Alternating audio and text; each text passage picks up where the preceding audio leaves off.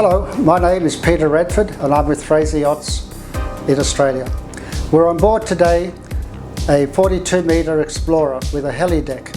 The vessel was originally built in Australia and first launched in 2006. The current owner is the second owner who bought it in 2015.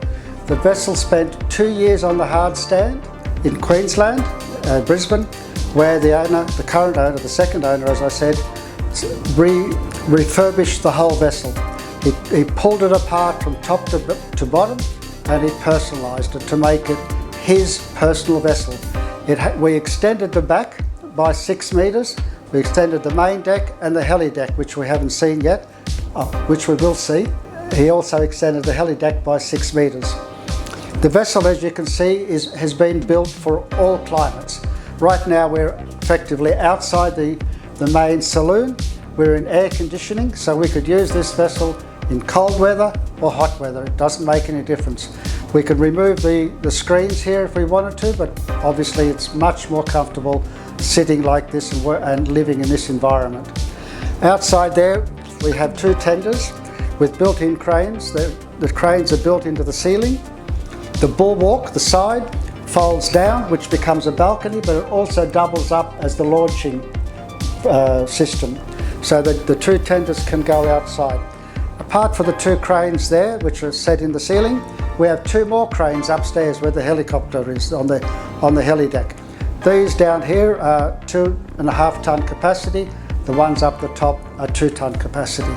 When we start to go through the cabin, through the boat, you'll see that the saloon is very luxuriously appointed with all the comfort, all European furniture and all the European styling that comes with it.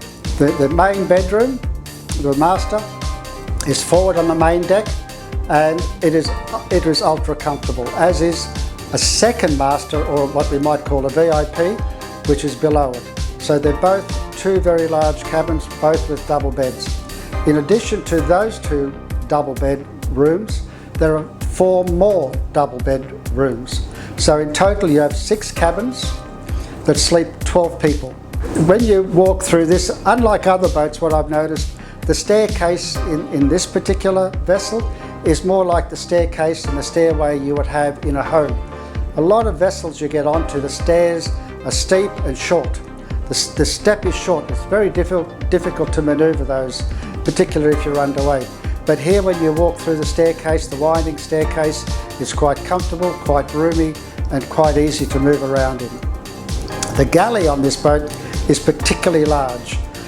Not only is it large, it's fitted out with all the modern appliances that a commercial kitchen would have, or a commercial galley would have. There's also room in that galley for the crew to have a meal or sit and eat and so on. So they're not segregated to the side to a crew quarters with sort of, I don't want to say second-hand utensils and appliances, but everything here is top grade. Where we are now, we have ice makers, fridge, coffee machine, and it's all here in the immediate area. So if the crew is serving the guest or guests, everything is here. They're not running back and forth through the saloon and back out again. On the forward deck, it's particularly large. We have a massive sunbed area there. Plus we have also an awning out there as well.